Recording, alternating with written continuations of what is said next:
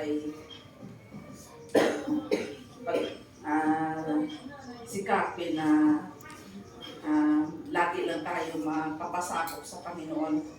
Dito sabi niya nga, paalapin mo muli ang kalooban na ibinigay ng Diyos. Kailangan, lagi lang tayo papasakop sa Diyos, lagi lang tayo makipag-commit sa Kanya kasi hindi naman natin ito magagawa yung Kanyang kalooban kung wala sa buhay natin.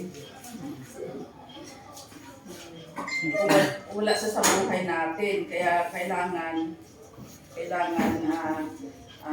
lagi lang tayo makipag-commit sa Panginoon sa umaga o kung pagdating ng time na sabi na minsan mayroon na emergency nga bigla ka lang nakapag-isip na mag-pray ka, yun, nakapagpanalangin ka na kaagad. Yun, ang inaano ng Panginoon, talaga sinasamahan ka lagi na sa kanyang presensya. Dahil kung wala ang Panginoon sa iyo, ay hindi mo yung magagawa. Hindi natin ito magagawa. Dahil wala ka Diyos eh. Pero kung tayo na ngayon mananampalataya tayo sa Panginoon, nandoon yung paglilingap ng Panginoon talaga sa atin dahil binibigyan niya tayo ng kalakasan, ng lakas ng loob na tayo ay manalangin. Binibigyan niya tayo ng kanyang presensya. Pinapaalala niya lagi sa atin na lagi ka lang manalangin. Sabi niya gano'n. At yung pagpapatong ng kanyang kamay sa atin, ayan ang yung pagtanggap natin sa Panginoon Hesukristo, na sa pagtanggap natin sa Kanya na siya ay Diyos at Panginoon na tagapagligtas. Yun ang pagbaba ng Banal na Espiritu na para tayo ay lukuban ng Kanyang kapangyarihan para palakasin yung atin pananalig sa Kanya. At maranasan natin ang Kanyang presensya na. Ito sa verse 7, sapagkat ang Espiritu ay binigay sa atin ng Diyos ay hindi Espiritu ng kahinaan ng loob. Yan. Binibigyan tayo ng Panginoon na talagang binibigyan niya tayo ng kanyang banal na espiritu ng kalakasan. Dahil sa pagdating ng trials sa buhay natin, hindi natin maiwasan yung trials.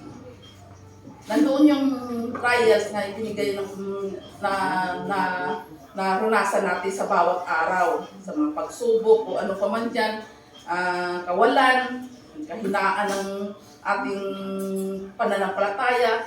Ang banal na espiritu, mangungusap talaga sa iyo nga, papalakasin talaga ang ating puso at isipan nga tayo maging matatag. Hindi tayo paghinaan niya ng loob dahil nga lagi na tayo nakakamit yung kanyang presensya. Sabi niya gano'n ang espiritu espiritu ng kapangyarihan. Yan, espiritu ng kapangyarihan, yan nga ang pagmamahal ng Panginoon sa Kristo na ibinigay sa atin ang kanyang kapangyarihan. Kaya sa ating mga buhay, kailangan may pagpipigil tayo sa ating sarili. Kaya pagdating ng may mga trials, mga parang sasabog ka na ng galit, nandoon pa rin ang pagpipigil mo sa sarili. Kaya mahirap talaga kung tayo ay mananampalataya at lagi lang tayo nakikitaan lagi ng mali eh. Ang hindi mananampalataya, hindi nila nakikitaan ang sarili nila ng mali. Kung ang mananampalataya, nakikitaan nila ng mali. Kasi para sa atin sinisisi yung kanilang mga ginagawa, yung mga mali nilang ginagawa. Para sa atin sinisisi, hindi nila nakikita, hindi nila siyasat ang sarili nila. Ano ba talaga ang kanilang nilalakaran dito sa mundo. Kaya mahirap talaga ang isang tao nga mananampalataya. Kaya talaga ako talaga papasalamat ako sa Panginoon kahit anuman ang mga trials na yan, hinihiling ko sa Panginoon, patatagin na ako. Amen. Palakasin ako dahil hindi ko to kaya kung wala ang Panginoon talaga.